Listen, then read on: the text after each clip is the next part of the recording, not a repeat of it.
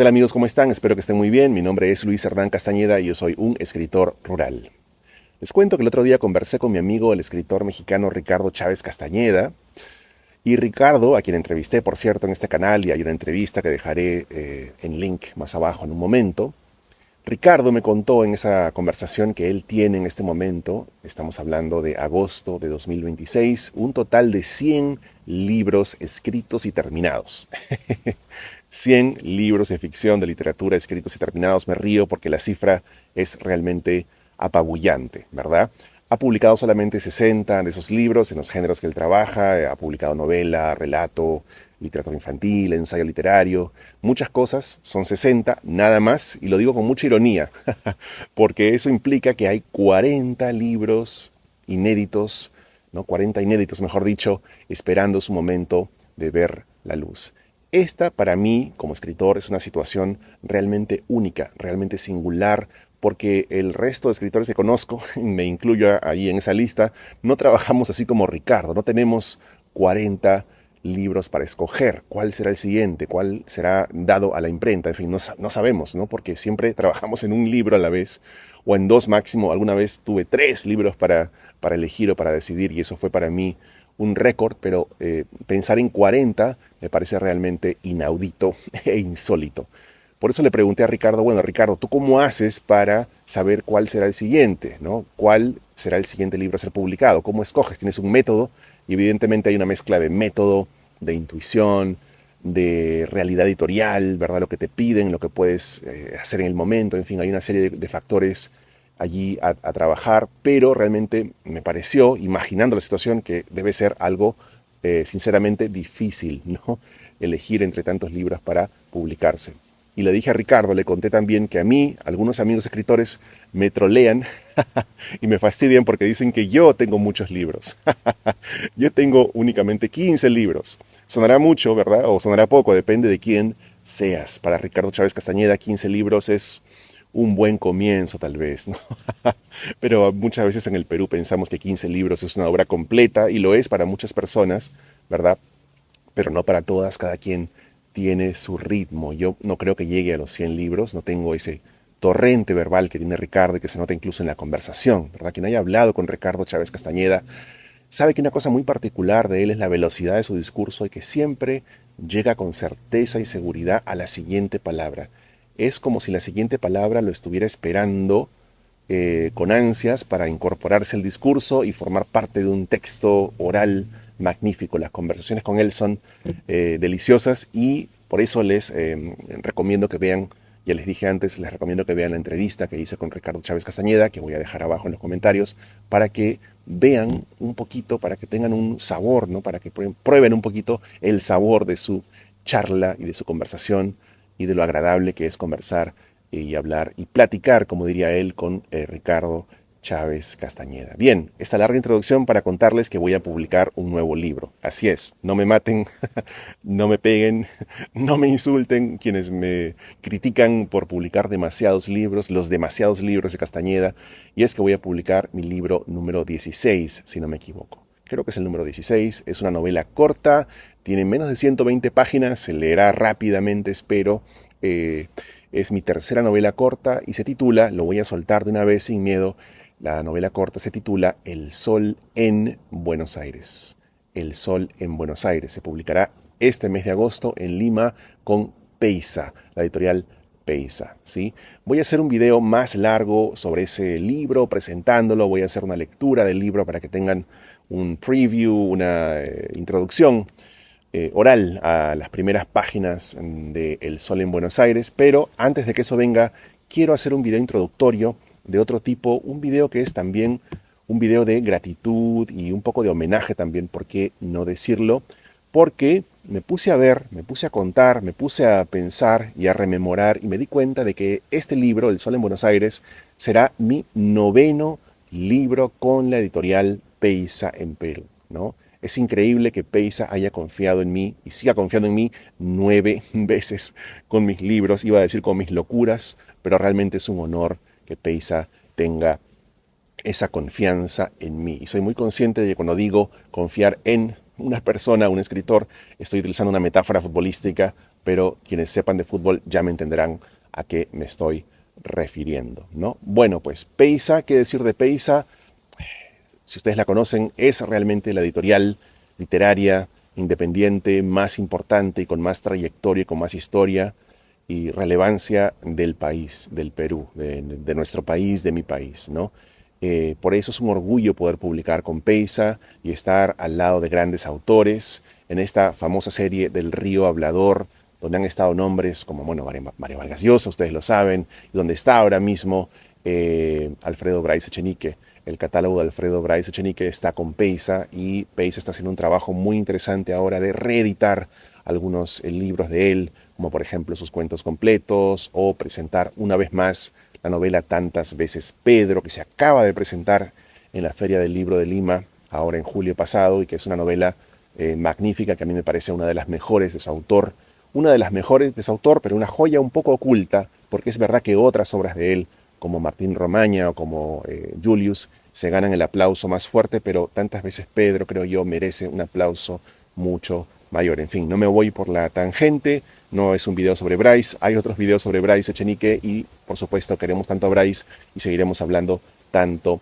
de Bryce. Pero en este video de ahora quiero hablarles más sobre Peysa y sobre mi historia con Peysa y sobre mis 9 libros con Peysa. Así que lo que voy a hacer es trazar un recorrido cronológico desde el primero hasta el último que vendrá, que se llama, repito, El Sol en Buenos Aires, nueva publicación de la editorial Peysa que sale este agosto en Lima, Perú, y ya les hablaré mucho más de ese libro.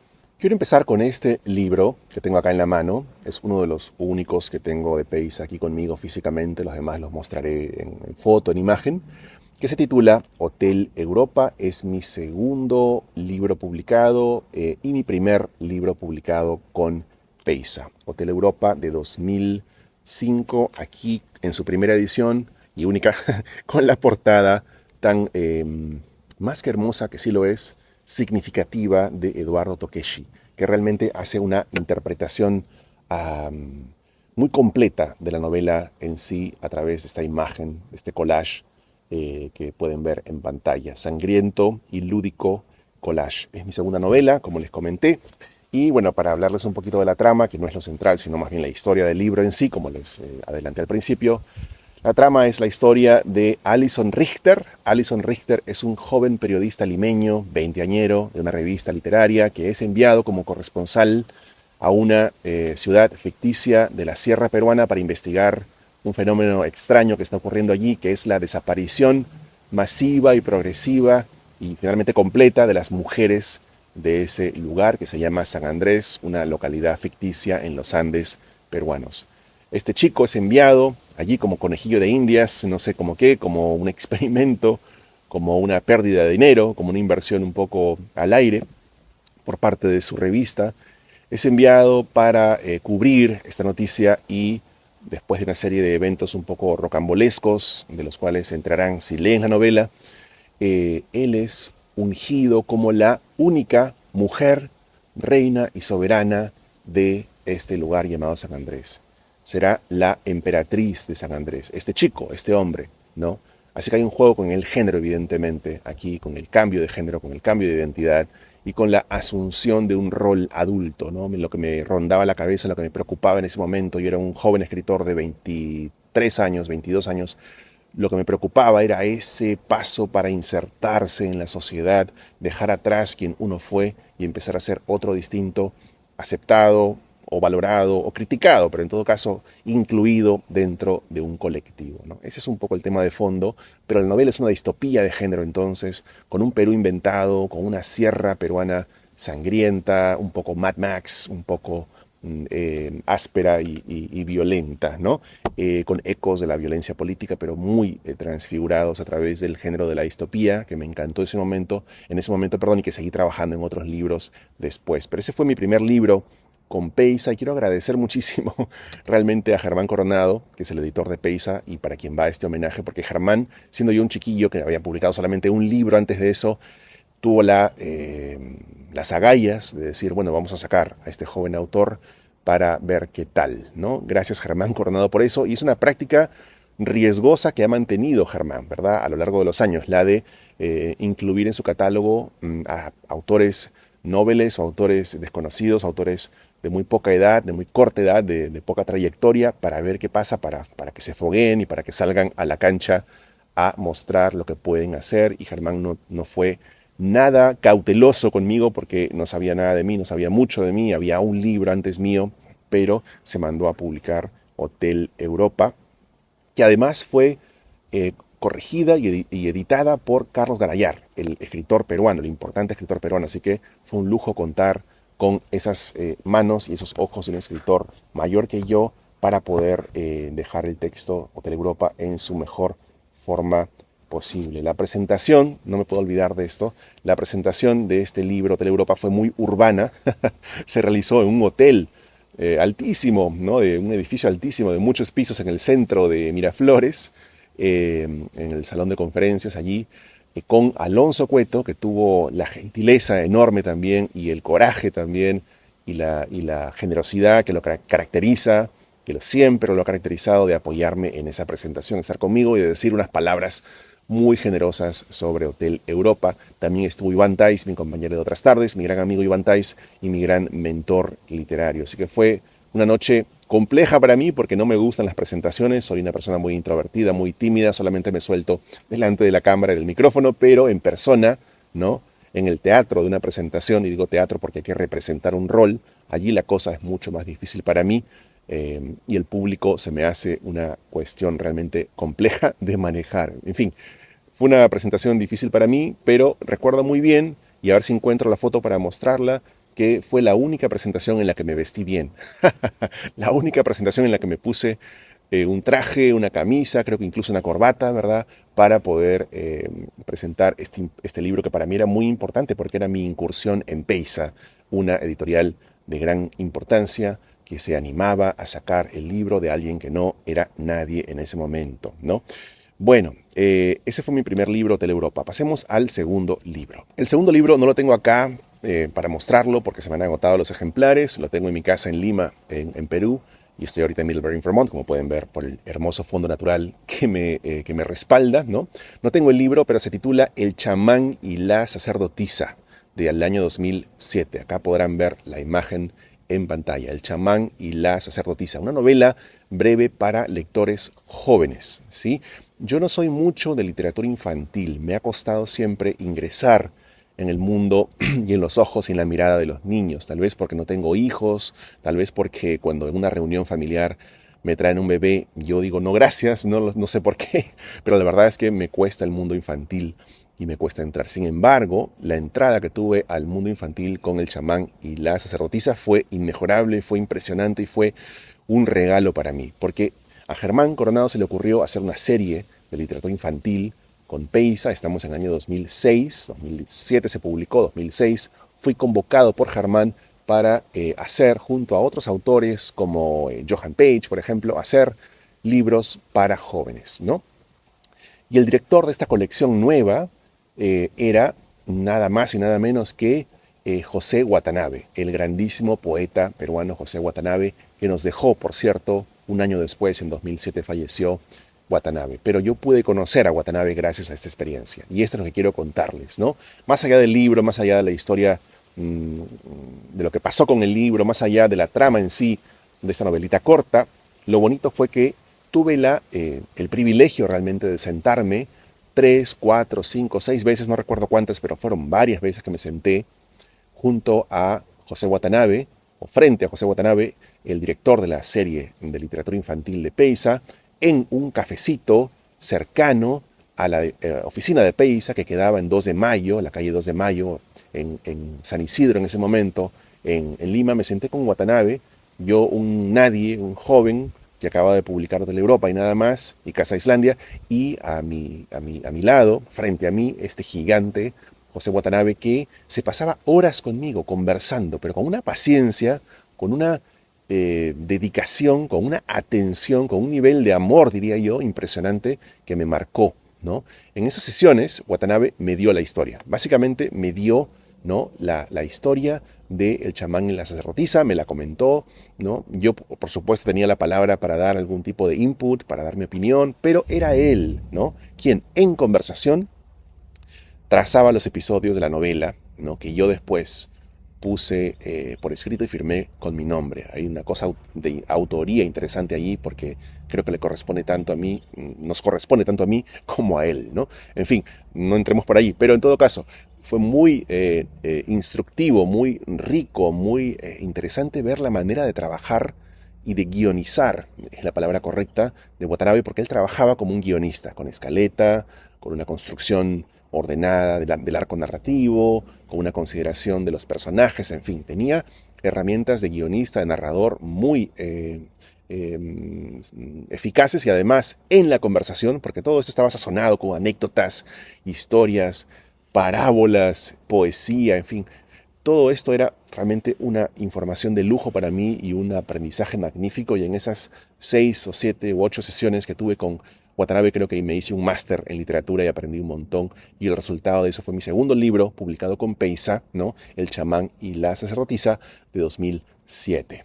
Bueno, llegamos a mi tercer libro publicado con Peysa, que es la novela La Noche Americana, de 2011. La Noche Americana. Buenos recuerdos de esa novela. En ese momento me sentí súper realizado porque era mi novela más extensa, ¿no? Tenía más de 300 páginas, tenía exactamente 303 páginas y se veía como un libro bastante gordo, bastante grueso y bastante importante, ¿no? Ustedes saben que los autores jóvenes buscan a veces una validación y una compensación a través de signos visibles de opulencia, ¿no? O de versatilidad, como puede serlo un libro grande. Y La Noche Americana para mí en 2011 era mi libro más grande. Además, Germán tuvo un gesto muy lindo conmigo, fue que en ese momento me dijo, mira, Luis Hernán, con La Noche Americana tú ya te soltaste.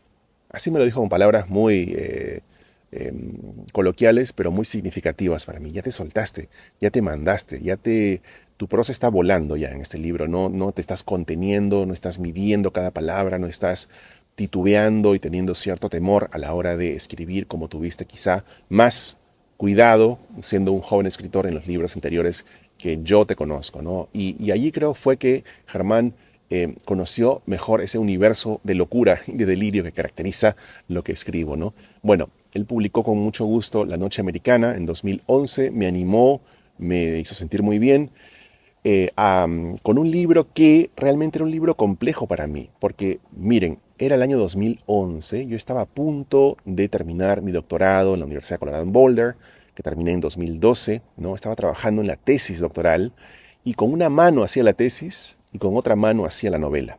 Y esa experiencia fue bastante interesante y compleja y mutuamente enriquecedora, ¿no? Creo que la mano suelta de La Noche Americana, esa práctica diaria de la escritura, me ayudó a no retrasarme con la tesis y me ayudó a poder escribir fluidamente la tesis, que es un problema, ¿no? Que muchos jóvenes doctorandos tienen. La tesis es compleja y lo que nadie dice es que la escritura misma de la tesis, más allá de la investigación, más allá de la lectura, más allá de la parte académica, la escritura misma requiere una técnica que la gente que hace un doctorado a veces no tiene, porque no está acostumbrada a escribir libros, ¿no? Y yo tenía al mismo tiempo que hacer la tesis, la empresa y la misión y el aprendizaje de hacer La Noche Americana. Y también, a la inversa, la tesis y mi experiencia académica nutrieron a la novela, porque la novela es una especie de es mi novela más académica y la más antiacadémica al mismo tiempo. Es una novela de ataque a la academia, algo típico que hacemos los académicos, ¿no? Quejarnos, lamentarnos, hablar de que la academia está muerta, comentar que no hay ideas, no hay creación, todo es repetición de marcos teóricos, todo es cumplir con la burocracia, en fin. Los académicos nos quejamos mucho de la academia, pero también le debemos tantísimo a ella, ¿no? En este libro, La Noche Americana, la trama gira en torno a dos amigos que fundan un grupo, un grupúsculo, una secta llamada Los Gallos Resplandecientes, ¿no? Que busca plantar una bomba en el departamento de español de una universidad. Sí, me río, pero no es nada gracioso, es algo terrible.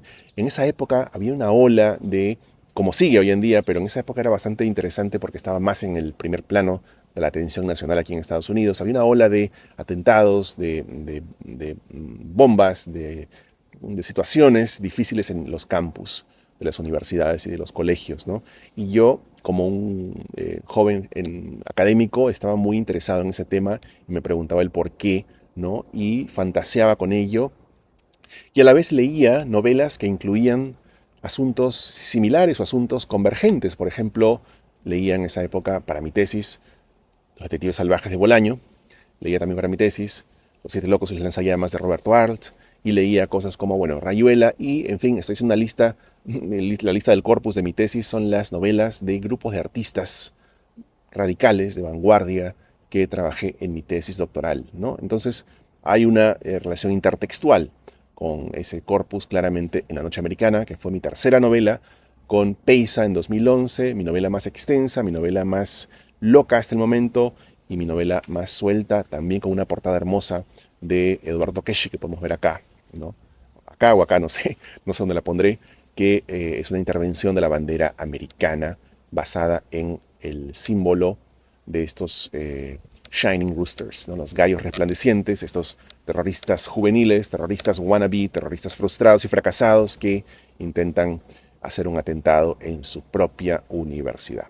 Tuvieron que pasar 5 años para mi siguiente libro con Peisa. La Noche Americana 2011, 5 años después, 2016, La Fiesta del Humo, ¿no? Cuando Germán me recibió de nuevo en sus brazos y en los brazos de Peisa para sacar esta nueva novela, La Fiesta del Humo de 2016. Esta novela marca un retorno para mí, un retorno a la ficción, porque ¿qué hice yo en los años anteriores a 2016? En el 2012, 13, 14, 15, yo conseguí un trabajo, mi primer trabajo académico, me volví profesor y la verdad que hice todo lo posible por ser profesor. Hice todo lo posible por ser un académico. Traté de ser el mejor académico del mundo. Traté de publicar 50.000 papers y lo logré. Publiqué 50.000 papers como churros, ¿no? Fui el Ricardo Chávez Castañeda de los papers. Y lo digo con gracia ahora porque la verdad es que veo que, ¿no? Con autoironía y con un poco de autoanálisis también, porque veo que en ese momento yo estaba de alguna forma escapando de la ficción, escapando por ende de mí mismo y tratando de ir hacia un lugar que era mío, sí, porque siento que la academia también es mi casa, pero que no era mi único hogar. Yo necesitaba regresar a la ficción. Y creo que no escribir ficción y publicar tantos artículos y pensar tanto en la parte académica y en mi carrera y en mis cursos y en mi enseñanza y todo eso que implica ser un profesor joven, el tenure, las expectativas, la relación con los colegas, la política interna, todo eso me consumía, devoraba una parte importante de mi cerebro y me impedía dedicarme como me había dedicado hasta el momento a la ficción, ¿no? Yo lo tomé como una especie de huida, como un cambio de identidad, un cambio de piel y también como un refugio porque la ficción, como ustedes saben, interpela, convoca, dificulta, confronta, ¿no? Confronta al lector con lo que está leyendo y confronta al autor con lo que ha hecho, con el texto que ha publicado. Entonces me desaparecí de la ficción mucho tiempo y regresé dificultosamente, me costó volver a escribir La Fiesta del Humo que Germán recibió. Y allí fue el primer regreso del hijo pródigo. Germán, a pesar de que yo me había esfumado, una vez más me aceptó, ¿no? Me aceptó el manuscrito, me aceptó como escritor y aceptó publicar este libro, La Fiesta del Humo, que es un libro muy psicoanalítico, porque uno de los procesos que yo empecé en esa época fue el de analizarme, ¿no? En el diván, literalmente en el diván, con una psicoanalista muy tradicional que no abría la boca y que me dejaba divagar durante minutos y hasta horas y siglos. Sentía yo que divagaba en ese diván de mi psicoanalista, Mica. Esa experiencia de la terapia, de la psicoterapia, está presente, más que presente, es el núcleo, ¿no? Del tema y de la forma de la fiesta del humo. El psicoanálisis es una fiesta del humo, finalmente. Y la novela también es una fiesta del humo. Es una novela fragmentaria cuyas partes se difuminan, se desplazan, se estiran, desaparecen como fantasmas de humo, ¿no? Y realmente es una novela bastante, ¿cómo decirlo? Si la leen, fragmentaria creo que es la palabra más exacta, pero no captura del todo los pasadizos internos que intento trazar entre las diferentes historias y personajes de esa novela, La Fiesta del Humo, que fue mi cuarta novela, si no me equivoco así, mi cuarta novela con Peisa, 5 años sin publicar con Peisa, 3 años sin sacar nada de ficción. Fue un regreso importante para mí y una vez más me demostró que Peisa estaba allí para mí, que Peisa me respaldaba y que Peisa seguía confiando en su autor Castañeda, a pesar de lo loco que está y de lo que loco que sigue estando. Y llegamos al quinto libro, sí, quinto libro que publiqué con Pace, a ver si se ve bien. Este sí lo tengo acá en mano. Es un libro extraño, un libro singular, un libro muy bonito de escribir para mí, que se tituló Cuadernos de Obrajillo, ¿sí? Y es mi único libro experimental en este sentido del experimento, de trabajar con otros dos escritores, mis queridos colegas y amigos Paul Baudry y Félix Terrones. El libro es el resultado de esa colaboración tan bonita y tan enriquecedora para todos, creo yo, para los tres, que llevamos a cabo Paul, Félix y yo en este libro Cuadernos de Obrajillo, cuya portada creo que lo dice todo. Tenemos aquí a Arguedas y a Ribeiro mirándose y sonriendo, con Obrajillo al medio. Y aquí, a ver si se ve, no sé si pueden verlo, a ver, lo voy a acercar. Acá pueden ver la foto de los autores en Obrajillo, ¿no? Porque sí, nos fuimos a Obrajillo, hicimos un viajecito a Obrajillo para escribir sobre ese pueblo tan literario y a la vez tan olvidado por la literatura y por el Perú, ¿no? En la Sierra de Lima. Han escrito sobre él Ribeiro, Miguel Gutiérrez, el propio Arguedas en Los Zorros. Hay un registro literario interesantísimo de Obrajillo porque allí pasaron cosas para la literatura peruana. Sabiendo esto, Félix, Paul y yo decidimos ir a Obrajillo durante unos días, creo que fueron 3 días, 3 o 4 días, donde nos encerramos a hacer lo siguiente. Había un experimento, ¿no? Había más que un experimento, había una guía. La guía era la siguiente. Teníamos 4 días, ahora voy recordando mejor, y cada día era para escribir un capítulo del brevísimo libro, que tiene nada más, a ver cuántas son, tiene 105 páginas. Un día un capítulo, el capítulo de Arguedas, el capítulo de Ribeiro, el capítulo de un escritor que era una fusión un poco de los tres, de Félix, Paul y yo, y luego el epílogo, si no me equivoco, ¿no? Había un día por capítulo.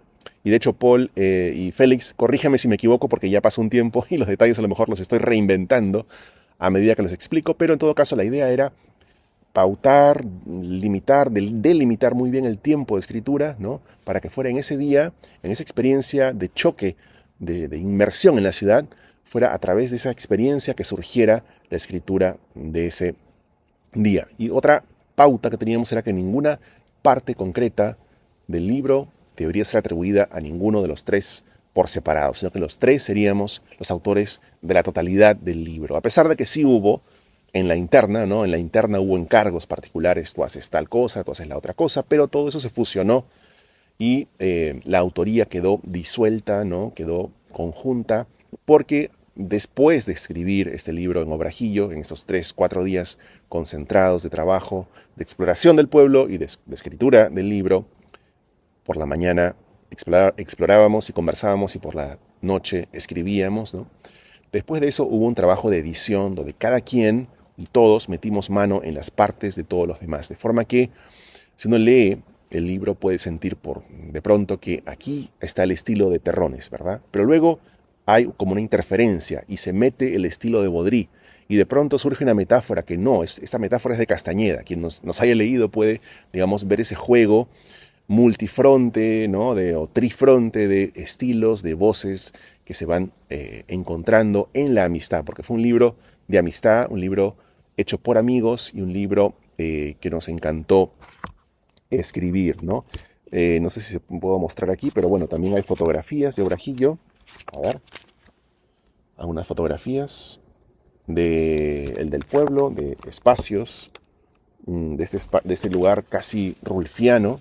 Es como si fuera Lubina realmente Obrajillo, ¿no? Y bueno, esto fue Cuadernos de Obrajillo, que se publicó en el año 2019. Por cierto, en el 2019 fue el único año antes de este en que publiqué más de un libro de ficción en el mismo año, ¿no? Dentro de los mismos 12 meses. Un gran pecado que me costó muchas críticas y que ahora voy a reincidir en él a través de estos 2 libros que he publicado, que estoy por publicar este año.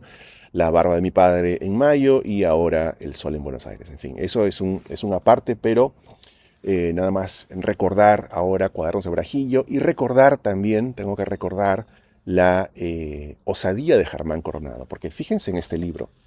Este libro también es una locura. Es un libro experimental, es un libro singular, no hay un libro igual en el Perú y creo que en ninguna parte, no sé. Es un libro bastante único que era un riesgo editorial, un riesgo económico, un riesgo de todo tipo para Germán, y sin embargo Germán confió en mí, en nosotros, en los autores del libro, en Paul, en Félix y en mí, y sacó Cuadernos de Orajillo, que me deja, la verdad, una gratísima sensación incluso hasta el día de hoy. Fue un experimento hermoso donde aprendí un montón sobre la relación entre texto y fotografía. Y después utilicé esa técnica en otros libros como Un escritor rural que yo publiqué más adelante, ¿no? Pero bueno, en fin, debería dedicar un programa especial a este, a este libro. Me dan ganas ahorita de leerles la nota final. En fin, tal vez convoque o invite a Félix y a Paul para hablar de este libro y para hablar de otros proyectos en otro programa, pero ese fue en cualquier caso mi libro número 5, nuestro libro número 5 con Peisa. Llegamos al año 2021 y llegamos a Un escritor rural, ¿no? Que es un libro que, bueno, quiero muchísimo como todos mis libros, pero además es un libro que un poco es el núcleo de la semilla del concepto de este canal, ¿no? Y del concepto que estoy usando ahora para presentarme y autodefinirme, que es esto del escritor rural, ¿no? Pueden ver aquí un eco de ese proyecto en el fondo natural del bosque que rodea a mi casa aquí en Vermont, ¿no? Un escritor rural fue claramente para mí una declaración de principios. Yo soy un escritor rural. ¿Y qué implica eso? ¿Qué podemos decir de otros escritores rurales que han tenido esa identidad manifiesta u oculta en sus carreras? Mi libro, Un escritor rural, es una novela extraña que tiene una trama amorosa de separación y reencuentro, y también tiene una trama más, digamos, fragmentaria de pequeñas anécdotas cotidianas de la vida rural, y también tiene otra línea narrativa con ensayitos sobre autores peruanos y también internacionales que serían rurales de acuerdo a mi definición particular de lo rural, aunque más allá de este pequeño mundo de palabras que yo me he creado, no son rurales, o nadie los ve como rurales, ¿no? Por ejemplo, allí creo que incluí a Mario Velatín, ¿verdad? También incluí a Abraham Valdelomar, incluí al propio Iván Tais, incluí, por supuesto, a Arguedas, ¿no? En fin, autores rurales, incontrovertiblemente rurales, y otros que son más bien urbanos o que serían vistos como urbanos y cosmopolitas y no nacionales por muchos lectores, pero que yo intenté describir y descubrir como poseedores de una secreta entraña rural que explico en los ensayos de Un escritor rural, ¿no? Que contiene entonces 3 matrices, digámoslo así. La trama amorosa, los cuentos, ¿no? Cotidianos, y los ensayos rurales. En fin, es un libro misceláneo entonces que también incluye, no me olvido, la 4ª línea es la fotografía, también incluye fotos de Middlebury y de viajes por zonas rurales de España, del Perú y otros lugares más.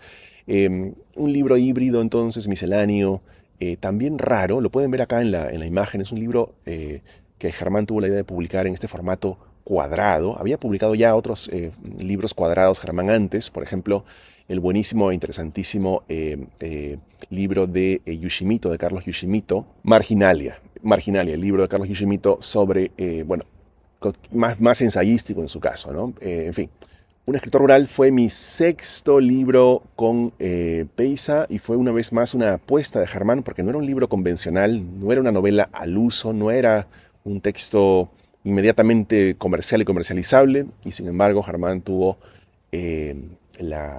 ¿cómo decirlo?, la valentía, la irresponsabilidad y la osadía de publicar ese libro, Un escritor rural, en el año 2021, un libro que tengo presente siempre, a decir verdad. Hagamos ahora un fast forward al año 2023 y llegamos a Expedición a Inca Dormido, que es mi 2ª novela corta, y ojo, tiene mucha relación, creo yo, por género con El Sol en Buenos Aires, la próxima novela que publicaré con Peisa, que será mi 9ª novela con Peisa. Disculpen que ya va media hora y me estoy cansando y quiero acabar rápido para que no se cansen también ustedes de escuchar este largo video. Entonces, Expedición a Inca Dormido. Para mí fue una expedición a varios territorios nuevos, en particular a 3 territorios nuevos. Primero, recorrí la Sierra de Ica, frontera con Huancavelica, una zona poco literaria, poco trabajada literariamente en el Perú, pero muy rica en su lenguaje en su gente, en sus espacios, en sus paisajes. Esa zona desértica, andina, fue el teatro y el escenario de Expedición a Inca Dormido. También trabajé, este fue el segundo, digamos, el segundo viaje que hice, la segunda expedición, trabajé precisamente con el lenguaje regional de esa zona, ¿no? Yo crecí escuchando a mi familia en la zona de Ica hablar y utilizar unos modismos que nunca más volví a escuchar y que no se escuchaban en Lima, por supuesto, ¿no? Un lenguaje particular que fue la fuente del lenguaje de expedición, ¿no? Me senté a tomar notas, me senté a escuchar, no grabé, pero sí transcribí o registré muchos usos lingüísticos de la localidad, de esta comarca, por usar un término, un arcaísmo, porque se usan muchos arcaísmos agrícolas en esta zona, ¿no? De cultivo, una zona de agricultura, y luego transformé ese lenguaje oral en ficción. Una forma que creo yo permite reconocer el origen de ese lenguaje, pero a la vez permite reconocer la existencia de un trabajo literario con las palabras. Ese fue el segundo viaje, la segunda expedición. Y la tercera expedición fue un viaje hacia lo fantástico, hacia no lo onírico, sino lo fantástico, casi mágico, religioso, latinoamericano, tal cual per se, ¿no? Hay elementos de ese corte en la novela por primera vez en mi obra. Mi obra ha sido muy, ¿cómo decirlo? Realista creo que no es la palabra adecuada. Yo usé una vez el término realismo delirante, un realismo subjetivista extremo, ¿no? Que da más importancia a la pulsión que a la sociedad, da más importancia al fantasma que a la economía. En fin, es un realismo delirante, hiper subjetivo. Pero de allí transité en este libro, que fue mi séptimo libro con Peysa, transité hacia lo fantástico, hacia lo real mágico, ¿no? Y fue un viaje interesante para mí, importante, que repetí luego en otros libros, pero que empezó con Expedición a Inca Dormido, que le tengo mucho cariño también porque es un libro que creo que me quedó bien cerrado, ¿no? Que digamos, un libro redondo, un libro que empieza, continúa y termina con un principio, medio y final bastante bien delimitados y bien formados. Eso para mí fue un logro porque había hecho antes o venía de hacer libros más bien no informes, pero sí proliferantes, como por ejemplo La Fiesta del Humo. Así que la redondez clásica de Expedición a Inca Dormido, que también es una novela de aventuras, ¿verdad?, me resultó muy satisfactoria de conseguir en este séptimo libro que publiqué con Peysa. Vamos ahora al octavo libro. Sí, ya me estoy extendiendo mucho, pero vamos a terminar ya al octavo libro que publiqué con Peysa, que fue la novela Vocación en el año 2024. Una novela también extensa. Fue la novela más extensa que publiqué y tal vez que publicaré, porque tiene más de 500 páginas, casi 600 páginas, y fue un esfuerzo para mí hercúleo de 10 años poder entregarles ese libro, que es una autoficción extraña y distorsionada, pero autoficción al fin y al cabo, que sigue la trayectoria de un personaje que se llama Ludo Herrero desde el colegio hasta la adultez, ¿no? Son varias décadas de la vida de Ludo Herrero, cubiertas en diferentes capítulos, en una sucesión de capítulos que tejen juntos un total de casi 600 páginas, ¿de acuerdo? Bien, más allá de incidir en el número de páginas, lo que quiero decir es que también acá Germán apostó por mí y apostó a perdedor. ¿Por qué? Primero por el número de páginas, porque es muy complicado, como ustedes saben, en este mundo editorial, sin lectores casi, recuperar una inversión tan enorme de un libro tan grande, hecho con también tan buenos materiales, con una portada hermosa, ¿no?